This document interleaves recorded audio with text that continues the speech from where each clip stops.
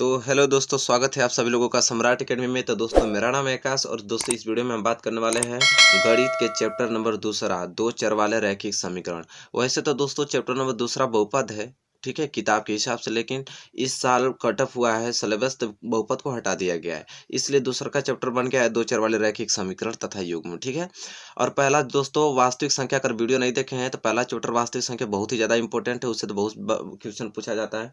वो वीडियो बन चुकी है, डिस्क्रिप्शन बॉक्स में लिंक मिलेगा, वहां से उस वीडियो को तैयार कर लीजिए पहला चैप्टर को। और दूसरा चैप्टर भी बहुत ज़्यादा इंपॉर्टेंट है और दूसरा चैप्टर बड़ा भी है, ठीक है। तो इसलिए यह पार्ट 1 है दोस्तों, यह आपका पार्ट 1 है। पार्ट 2 जल्द कल आ जाएगा, तो पार्ट 2 को भी देख लीजिएगा। तो पार्ट 1 और पार्ट 2 देख लेंगे तो ये दो चर वाले रैखिक समीकरण तथा युग्म पूरा क्लियर हो जाएगा। एग्जाम के दृष्टिकोण से बहुत ज़्यादा इंपॉर्टेंट है चैप्टर, ठीक है। सबसे पहले हम पढ़ेंगे बहुविकल्पीय प्रश्न, ठीक है। देखिए पहला बहुविकल्पीय प्रश्न हम देखते हैं और 4 ऑप्शन दिया रहता है, इस 4 ऑप्शन में से कोई ना कोई एक ऑप्शन सही होगा, इसे हल करने की कोशिश करते हैं, ठीक है। आप घबराइए नहीं, समझाने की जिम्मेदारी मेरी है, पूरा समझ में आपको आएगा, ठीक है। क्वेश्चन नंबर पहला आपको यह है, यदि समीकरण x + y = 10, ठीक है, यदि समीकरण x + y = 10 का हल x बराबर, देखिए यहाँ सॉरी यहाँ थोड़ा गलत है, यह 3 यम है, ठीक है, इसे यम रख लीजिए, लिख लीजिएगा आप लोग, ठीक है। 3 यम है, ठीक है, क्या है यहाँ पे मैं लिख देता हूँ, 3 यम + 2 है, ठीक है, सवाल में। तो यह हो गया x बराबर 3 यम + 2 तथा y बराबर 4 है, तो यम का मान ज्ञात कीजिए, ठीक है। तो सिंपली करना क्या, यदि समीकरण क्या दिया हमको कि x + y = 10 दिया है, और यहाँ पे दिया हमको कि x बराबर दिया है 3 यम + 2 दिया है, और कहा है कि y बराबर 4 हो, तो यम का वैल्यू ज्ञात कीजिए। तो सिंपली दोस्तों बहुत ही आसान है, ठीक है, मैं आपको बता रहा हूँ बहुत ज़्यादा आसान है। जहाँ भी x होगा तो x बराबर क्या दिया है 3 यम + 2, तो x की जगह हम क्या रखेंगे 3 यम + 2 अब प्लस y आ गया, तो y की जगह क्या रखेंगे 4, y बराबर 4 दिया, तो y बराबर 4 बराबर 10। बस अब यहाँ हल करेंगे, सिंपल सा आंसर निकल जाएगा। तो 3 यम + 4 2 6 बराबर 10, और यहाँ से 3 यम बराबर 10, अब प्लस 6 उधर जाएगा तो क्या हो जाएगा -6, इसलिए 3 यम बराबर 10 में से 6 गया तो 4, इसलिए यम बराबर 4/3। तो यम बराबर क्या आ गया 4/3। और देखिए हमसे पूछा था यम का ही वैल्यू पूछा था, तो देखिए यम का मान, तो यम का मान हो जाएगा ऑप्शन ए 4/3, ठीक है। तो दोस्तों उम्मीद करता हूँ कि पहला क्वेश्चन आपको बहुत सरल तरीके से समझ में आ गया होगा, इसे नोट कर लीजिए और तैयार कर लीजिए, ठीक है। चलिए और इम्पोर्टेंट क्वेश्चन नंबर दूसरे के बारे में बात कर लेते हैं। चलिए दोस्तों क्वेश्चन नंबर दूसरा देख लेते हैं। देखिए क्वेश्चन नंबर दूसरा यह है कि p के किस मान के लिए रैखिक समीकरण युग्म 6x + 5y = 4 तथा 12x + py = -8 का कोई हल नहीं होगा, कोई हल नहीं होगा, ठीक है, p के किस मान के लिए। तो चलिए अब हम देखते हैं। तो यहाँ पे इसका हम लोग हल देखेंगे तब, ठीक है, यहाँ पे हल आराम से देखिए, समझने की कोशिश कीजिए। हल देखेंगे, समीकरण हमको क्या दिया है 6x + 5y = 4, ठीक है, और एक समीकरण दिया है 12x + py = -8 रैखिक समीकरण। तो देखिए यह किसका समीकरण हो गया, तो a1x + b1y और बराबर यहाँ इसको कर दिया जाए c, और ये क्या हो जाएगा a2x + b2y = c, यहाँ C1 रख सकते हैं, इसे C2 रख लीजिए, ठीक है। अब यहाँ पे तब तुलना आप कर रहे हैं, यहाँ से दोनों को तुलना आप यहाँ पे लिखेंगे, तुलना करने पे, क्योंकि कोई हल नहीं है तो पहले आपको निकालना पड़ेगा वैल्यू तुलना करने पे। तो तुलना करेंगे तो x कैंसिल हो जाएगा, तो a1 बराबर क्या आएगा 6, और b1 बराबर क्या आएगा 5, और c1 बराबर क्या आएगा 4 आएगा कि नहीं तुलना करने पे, ठीक। और यहाँ पे क्या आ जाएगा x कैंसिल, तो a2 बराबर 12 और b2 बराबर p, ठीक है, और c2 बराबर -8 आ गया, इतना चीज़ है। अब कहा है कि कोई हल नहीं होगा, तो कोई हल का फॉर्मेट दोस्तों ये होता है a1 बटा a2 बराबर होता है b1 बटा b2 के, और यह बराबर नहीं होता है c1 बटा c2 के। यह कोई हल का नहीं होता है, ठीक है, मतलब कोई हल नहीं होगा, तब यह इसका फॉर्मेट बनता है। बस इसी फॉर्मेट में रख दीजिए a1 बटा a2, तो a1 क्या है 6 बटा a2 का वैल्यू कितना निकला है 12 बराबर b1 क्या है 5 और b2 कितना है p, ठीक है। यह बराबर नहीं है c1 कितना है 4 और c2 कितना है -8। तो ये बराबर नहीं है, तो इससे तो मतलब होगा नहीं, क्योंकि बराबर है ही नहीं, तो इससे मतलब काम खत्म। अब कितना वैल्यू निकालना है इतना में ही, तो देखिए कितना 6 कम 6 और 6 दूनी के 12, यह 1/2 बराबर 5/p निकल गया। तो दोस्तों यहाँ से p बराबर कितना निकल जाएगा 5 दूनी के 10। तो कह रहा है P बराबर 10 निकल गया। यही हमसे पूछा था कि P के किस मान के लिए रैखिक समीकरण युग्म इतना और इतना का कोई हल नहीं होगा। तो भाई P बराबर 10, तो P बराबर 10 के मान के लिए रैखिक समीकरण इतना का हल नहीं होगा। तो इसलिए option number 20 question correct answer होगा। ठीक है, तो दोस्तों उम्मीद करता हूँ बहुत ही सरल तरीके से आपको समझ में आ रहा होगा। दोस्तों उम्मीद कर रहा हूँ क्लियर हो रही होंगी चीज़ें। ठीक है, तो चलिए दोस्तों इसी के साथ बढ़ चलते हैं अगले क्वेश्चन की ओर और क्वेश्चन नंबर तीसरे की ओर। चलिए दोस्तों क्वेश्चन नंबर तीसरा देख लेते हैं। देखिए क्वेश्चन नंबर तीसरा है कि समीकरण a1x plus b1y plus c1 बराबर 0 और a2x plus b2y plus c2 बराबर 0 का कोई हल नहीं होने का प्रतिबिंब है। ठीक है, तो दोस्तों जैसा कि अभी मैं जस्ट पहले ही वाला सवाल में बताया हूँ कि अगर ये दो समीकरण तो अगर यह फॉर्मेट बने a1 बटा a2 बराबर होता है b1 बटा b2 के, यह बराबर नहीं होता है c1 बटा c2 के, तो यही होता है कोई हल नहीं होने का प्रतिबिंब। ठीक है, अभी मैं जस्ट बताऊँ तो ऐसे ऑप्शन देख के आप मार लेंगे। ठीक है, तो चलिए इस कंसेप्ट के बारे में मैंने कुछ नोट में लिखा हूँ, उसको मैं आपको बता देता हूँ। ये चीज़ें आपको क्लियर याद होनी चाहिए किसी कीमत पे। ठीक है, जैसा कि आप देख पा रहे हैं आगे सवाल में इसका बहुत ज़्यादा रोल होगा। ठीक है, तो अभी समझ लीजिए इन चीज़ों को। जब भी a1 बटा, जैसे दो समीकरण था तो a1 बटा a2 बराबर नहीं होगा b1 बटा b2 के, अगर यह कंडीशन बनेगा तो ये होती है प्रतिच्छेदित रेखाएं। ठीक है, जैसे एक दूसरे को कहीं ना कहीं इंटरसेक्ट करेंगे। ठीक है, और एक और केवल एक ही हल इसका निकलता है, कहीं एक जगह काट रही है तो एक ही तो हल निकलेगा। और यह संगत हो गया, संगत मतलब कि कहीं ना कहीं जाके एक दूसरे को मिलेंगे। देखिए यहाँ पे मिल रहा है, तो यह बात आपको याद होनी चाहिए कि अगर यह फॉलो कंडीशन कराते हैं प्रतिच्छेदित रेखाएं होती हैं, केवल एक अद्वितीय हल इसका होता है और ये संगत होती हैं।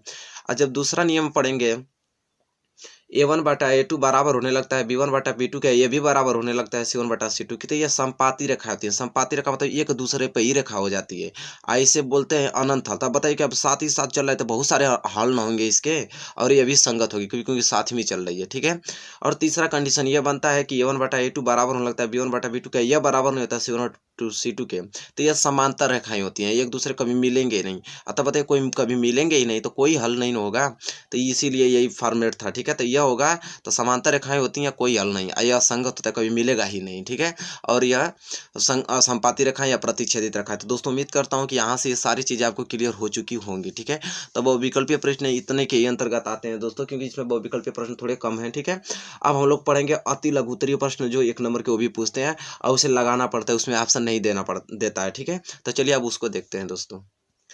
चलिए दोस्तों अब हम लोग पढ़ेंगे अति लघु उत्तरीय प्रश्न। ठीक है, अति लघु उत्तरीय प्रश्न 1 अंक का आता है, इसमें ऑप्शन नहीं देता, इसे हल करना पड़ता है। ठीक है, मैं आपको बताता हूँ कि किस प्रकार आप इसे हल करेंगे। ठीक है, क्वेश्चन नंबर पहला यहाँ पे यह है कि के किस मान के लिए युगपत समीकरणों 3x प्लस वाई बराबर 1 तथा 2k माइनस 1 x, ठीक है, प्लस के माइनस 1y बराबर 2k प्लस 1 का कोई हल नहीं है। ठीक है, ये 2020 में पूछा भी गया था। ठीक है, बहुत ज़्यादा इंपॉर्टेंट भी है, 2020 में देखा पूछा भी गया था।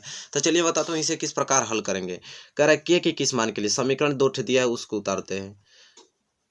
3x प्लस वाई बराबर 1, यह समीकरण पहला हो गया, और दूसरा दिया है 2k माइनस 1 x प्लस के माइनस 1 y बराबर 2k प्लस 1, यही तो दिया है। चलिए अब देखते हैं, तो ये समीकरण पहला है और समीकरण दूसरा। तो चलिए इसे मैं इस फॉर्मेट में लिख सकता हूँ कि 3x प्लस वाई, आया प्लस 1 इधर आएगा तो क्या हो जाएगा -1 बराबर इधर बच गया 0, यह समीकरण नंबर पहला आ गया। ठीक है, इसी प्रकार इसको भी इधर कर देंगे तो ये हो जाएगा 2k माइनस 1 x फिर प्लस k माइनस 1 y, आया प्लस में इधर आ जाएगा तो माइनस में आ जाएगा 2k प्लस 1 बराबर 0, यह समीकरण नंबर दूसरा है। ठीक है, यह समीकरण नंबर दूसरा। अब हमें क्या करना है कि इसे समीकरण को लिख के तुलना करेंगे, तो समीकरण क्या हो जाएगा a1x b1y प्लस c2 बराबर 0, यह समीकरण हो गया।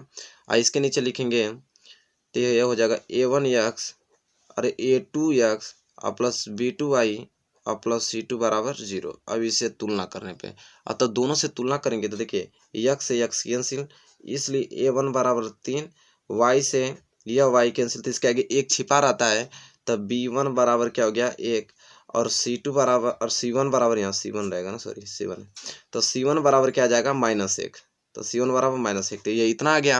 और इसका तुलना करेंगे तो x से x कैंसिल हो गया, तो a2 बराबर कितना आ जाएगा 2k माइनस 1 अब y से यह y कैंसिल हो जाएगा, तो b2 बराबर क्या आ जाएगा, k-1। ठीक है, इसी तरह यहाँ से c2 बराबर क्या हो जाएगा, -2k+1। ठीक, यही हो जाएगा। अब आपको करना क्या है, तब इतना निकल जा रहा है, अब आपको करना है, इसमें दिया है कि कोई हल नहीं। ठीक है, तो कोई हल का भी मैं फॉर्मेट बताया हूँ दोस्तों कि a1/a2 बराबर होता है b1/b2 के, लेकिन ये बराबर नहीं होता है c1/c2 के। ये तो फॉर्मेट होता है कोई हल नहीं होने का। बस अब यहाँ पे वैल्यू लिख दीजिए, आ जाएगा आंसर। तो a1/a2, तो a1 का वैल्यू कितना निकला है 3, और a2 का वैल्यू निकला है 2k-1 बराबर b1 का वैल्यू निकला है 1, और b2 का वैल्यू निकला है k-1 बराबर नहीं है c1 बराबर -1 और c2 बराबर -2k+1।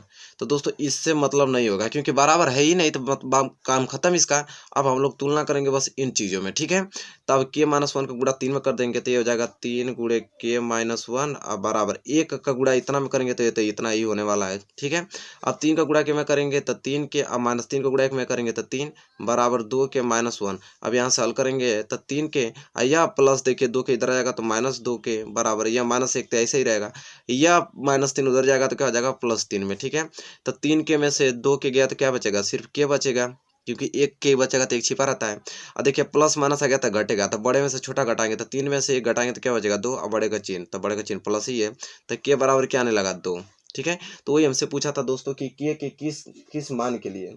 ठीक है, के किस मान के लिए युगपत समीकरण इतना का कोई हल नहीं होगा, तो भैया के बराबर 2 आ गया। ठीक है, ये इसका क्या होगा आंसर। तो दोस्तों उम्मीद करता हूँ कि ये भी चीज़ें आपको सवाल क्लियर हो चुका होगा बहुत अच्छे ढंग से। ठीक है, तो चलिए दोस्तों इसी के साथ बढ़ चलते हैं क्वेश्चन नंबर दूसरे की ओर।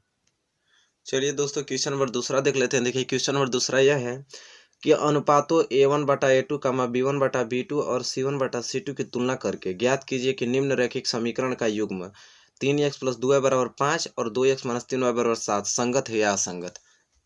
ठीक है, तभी दोस्तों मैंने एक लिस्ट में आपको बताया था कि कौन सी चीज़ें संगत होती हैं और कौन सी चीज़ें असंगत होती हैं। ठीक है, तो एक बार मैं स्लिप और दिखा देता हूँ। तो इसमें पूछ रहा है कि संगत या असंगत है, तो अगर ये फॉर्मेट हल करते हैं, इस फॉर्मेट से कोई भी आ जाएगा तो हम लोग मालूम कर लेंगे कि कौन संगत है या कौन असंगत है। ठीक है, तो फिलहाल आप इस पहले समीकरणों को हल करते हैं। ठीक है, तो a1/a2, b1/b2 और c1/c2 के रूप में हमको चेंज करना है, तो पहले हमें समीकरण उतारना पड़ेगा। समीकरण हमारा यह है 3x + 2y बराबर 5, यह है 2x - 3y बराबर 7। सबसे पहले क्या करेंगे हम इसको कि 3x + 2y +5 इधर तो इधर आ जाएगा तो -5 बराबर 0। ठीक है, ये समीकरण मेरा फर्स्ट हो गया। ये हो जाएगा 2x - 3y या +7 इधर है तो -7 बराबर 0। ये समीकरण नंबर दूसरे का हो गया। अब इसको बनाने के लिए a1/a2 के रूप में चेंज करने पड़े, हमें क्या करना पड़ेगा, तुलना करना पड़ेगा। तुलना करने पड़ेगा, हमें लिखेंगे समीकरण, तो ये हो जाएगा a1x b1y प्लस c1 बराबर 0। ठीक, ऐसे लिखेंगे a2x + b2y प्लस c2 बराबर 0। अब यहाँ पे लिखेंगे तुलना करने पे। ठीक है, जब आप तुलना कर रहे हैं x से x कैंसिल तो a1 बराबर 3, y से y कैंसिल तो b1 बराबर 2 और c1 बराबर -5 यहाँ से निकल गया। x से x कैंसिल तो a2 बराबर 2 और b2 y से y कैंसिल तो b2 बराबर -3, यहाँ बराबर लिख दीजिए -3 और c2 बराबर -7। ठीक है, तो यह फॉर्मेट बन गया। अब आपको करना है चीज़ें हैं, ये बराबर है दोस्तों। ठीक है, b2 बराबर -3 है। ठीक है, तो ध्यान रखिएगा। अब हमको करना है इस अनुपात में चेंज करना है, तो चलिए चेंज करते हैं। तो हम लोग लिखेंगे a1/a2, तो a1 कितना है 3 और a2 कितना है 2, तो ये आ गया 3/2। इसी तरह हम निकालेंगे b1/b2, तो b1 कितना है 2 और b2 कितना है -3। ठीक है, इसी तरह हम निकालेंगे c1/c2, तो c1 कितना है -5 और c2 कितना है -7। अब दोस्तों जैसा कि हम देख पा रहे हैं यहाँ पे एक चीज़ें क्लियर साफ तौर पे दिखाई दे रही हैं कि जो a1/a2 है वो बराबर नहीं है b1/b2 के। देखिए ये 3/2 है, 2/-3 है, कहाँ बराबर नहीं ना है। तो दोस्तों ये चीज़ कंडीशन बन गया कि a1/a2 बराबर नहीं है b1/b2 के। तो दोस्तों मैंने बताया था कि a1/a2 बराबर नहीं होता b1/b2 के। प्रतिच्छेदित रेखाएं होती हैं, इसके केवल एक ही हल होता है और यह क्या होती हैं, संगत रेखाएं। ठीक है, कहीं ना कहीं मिलेंगी। तो हमसे पूछा था सवाल में क्या कि संगत है या असंगत, तो दोस्तों ये क्या होंगी, संगत रेखाएं होंगी। ठीक है, क्लियर हो रहा है, संगत रेखाएं होंगी, ऐसा हो ही नहीं सकता है कि आपको ना समझ में आए। ठीक है, संगत रेखाएं होंगी। तो दोस्तों उम्मीद करता हूँ कि क्वेश्चन नंबर दूसरा भी आप लोगों को बहुत अच्छे ढंग से क्लियर हो चुका होगा। तो चलिए इसी के साथ बढ़ चलते हैं क्वेश्चन नंबर तीसरे की ओर। ठीक है, देखते हैं उसको। चलिए दोस्तों क्वेश्चन नंबर तीसरा देख लेते हैं। देखिए क्वेश्चन नंबर तीसरा बहुत ही अच्छा क्वेश्चन है। रैखिक समीकरण 2x माइनस वाई बराबर 3 और 4x माइनस वाई बराबर 5 से निरूपित रेखाओं की प्रकृति ज्ञात कीजिए। ठीक है, तो चलिए रैखिक समीकरण से इसे हल करते हैं और पता लगाते हैं कि कौन सा यह प्रकृति इसका है। ठीक है, तो चलिए इसे देखते हैं। बहुत अच्छा क्वेश्चन है और उम्मीद करता हूँ कि अच्छा भी लग रहा होगा, आप लोगों को समझ में भी आ रहा होगा। ठीक है, चलिए करते हैं। समीकरण दिया हमको पहला 2x माइनस वाई बराबर 3 और एक दिया है 4x माइनस वाई बराबर 5। ठीक है, इसे हल करेंगे तो ये हो जाएगा 2x माइनस वाई और प्लस 3 इधर हो जाएगा तो -3 बराबर 0 बचेगा। ऐसे हल करेंगे तो हो जाएगा 4x माइनस वाई और प्लस 5 इधर हो जाएगा तो -5 बराबर 0 आ जाएगा। ये समीकरण नंबर पहला मान लीजिए, इसे समीकरण नंबर दूसरा मान लीजिए। ठीक है, चलिए इसे तुलना करेंगे, समीकरण लिखे तो ये हो जाएगा a1x और प्लस b1y और प्लस c1 बराबर 0।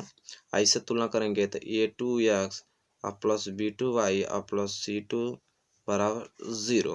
यहाँ आप लिख लीजिएगा तुलना करने पर।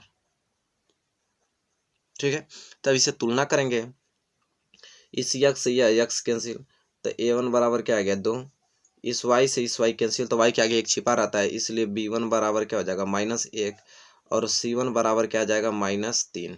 ठीक है, यहाँ से ये प्राप्त हो गया। इसे हल करेंगे तो x से x कैंसिल हो जाएगा तो a2 बराबर क्या आने लगा 4 और यहाँ से y कैंसिल हो जाएगा तो b2 बराबर इसके आगे कुछ नहीं, तो एक छिपा है तो एक हो जाएगा -1 तो -1 और c2 बराबर -5, इतना आ गया। ठीक है, अब हम देखते हैं कि इसमें से बैठाएंगे कि कौन सा प्राकृतिक होगा। तो सबसे पहले हम तुलना करेंगे तो a1 बाटा a2 देखेंगे तो a1 कितना है 2 और a2 कितना है 4। ठीक है, इसी तरह आप देखेंगे b1 बाटा b2 तो b1 कितना है -1 और b2 कितना है, ये भी क्या है -1। ठीक है, इसी तरह c1 बटा c2 देखेंगे तो c1 कितना है -3 और c2 कितना है -5। तो एक से कटा दीजिए, 2 एकम 2 और 2 दूनी के 4। तो हम देख पा रहे हैं कि यहाँ पे आ गया a1 बाटा a2 आ गया 1/2 और b1 बाटा b2 आ गया, यहाँ से दोनों चीज़ें सेम है तो माइनस से माइनस कैंसिल, एक एकम 1 तो क्या आ जाएगा 1 आ जाएगा। ठीक है, तो जैसे कि हम देख पा रहे हैं दोस्तों कि ये आपस में बराबर नहीं है। फॉर्मेट बनना है कि a1 बाटा a2 जो है यह बराबर नहीं है b1 बाटा किसके b2 के, और तब यह अब कंडीशन लगता है दोस्तों, तभी मैंने बताया था कि तो चलिए दोस्तों ये आ गया a1 बाटा a2 बराबर नहीं है b1 बाटा b2 के, तब यह फॉर्मेट बनता है। तो क्या होता है प्रतिच्छेदित रेखाएं, प्रतिच्छेदित रेखाएं। तो कह रहा है कि इसकी प्रकृति क्या होगी, तो इसकी प्रकृति होगी प्रतिच्छेदित रेखाएं। ठीक है, तो दोस्तों उम्मीद करता हूँ कि ये भी क्वेश्चन आप लोगों को अच्छे ढंग से क्लियर हो चुका होगा। ठीक है, तो दोस्तों इस वीडियो में मैंने बस इतना क्वेश्चन लिया हूँ।